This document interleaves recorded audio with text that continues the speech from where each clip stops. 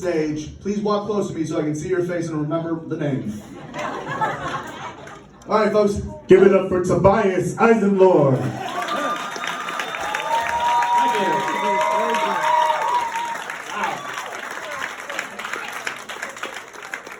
I'm Tobias Eisenlohr. I am very new to doing stand-up, but I am very used to bombing. Because I am an immigration lawyer. So I have been bombing a lot lately. It makes it a lot easier to come up here and do stand-up, because if I suck, afterwards I get to tell myself, well, at least I didn't get anyone deported. It has been a crazy month for me health-wise. I came down with this very crazy ailment called Bell's palsy. It froze half the muscles in my face. This was the smile I was working with for the last month. This is my happy face. Had the full Harvey Dent. The laugh was the worst part for sure. I sound like a psychopath. I'd be like, I'd be laughing at the most innocent sounding thing in the world. It still sound like I just tied a damsel to some train tracks. I went to the doctor for it, and they said, yes, it's Bell's. We'll give you some medicine for it. Now, there's some side effects to this medicine, and it's also not going to help you.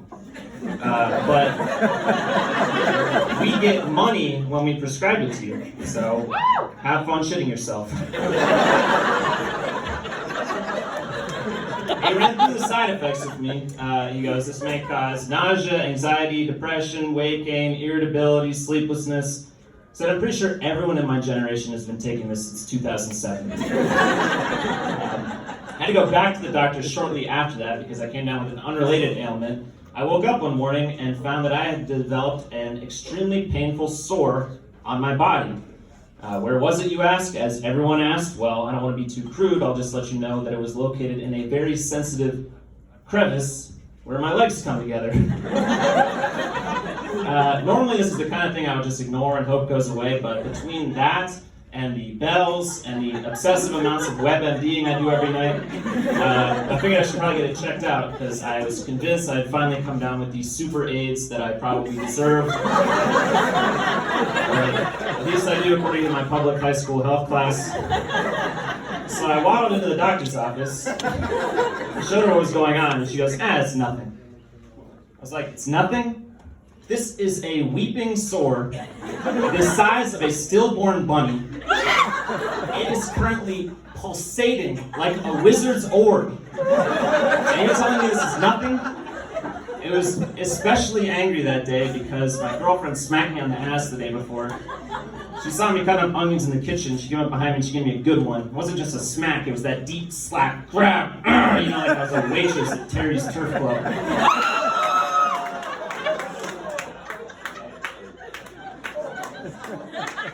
That's what I told the doctor. And she said, fine, if you're going to be such a baby about it, we'll take a culture of it. And they called me back the next day and they went, that's MRSA. That is a drug-resistant staph infection. You need to go to the urgent care right away.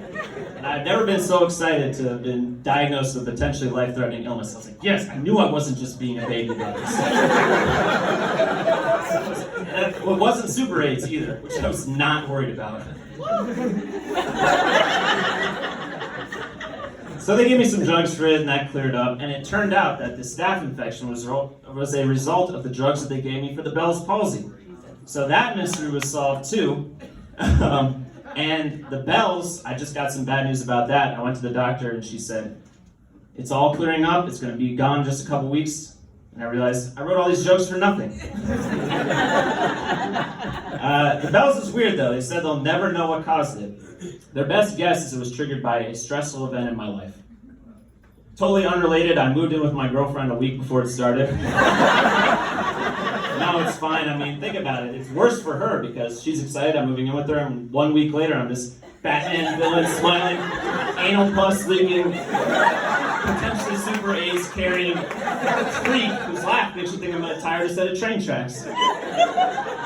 I just got the late. I got to finish up in a second. First of all, I just want to say thank you to everyone who came out. There's a ton of people here. That's really, really cool. It means a lot to me. My parents are here. I'm pretty sure just because they think I've been telling a lot of jokes about them. Now you know what I've really been saying. It's discussing things. I'll close with this. Like I said, I'm an immigration lawyer. It's a very depressing job because we do these asylum cases. We lose them all the time.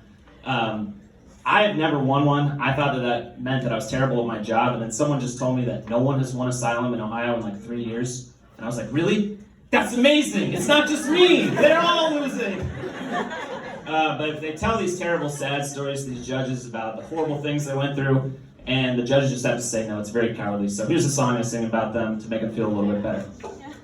Well, they'll have his application waiting at the pearly gates, and he'll give his testimony to St. Peter for his fate, but they'll hand him deportation orders with the sulfur smell. You're going to Guatemala, but the judge is going to hell. Thank you. Thank you so much.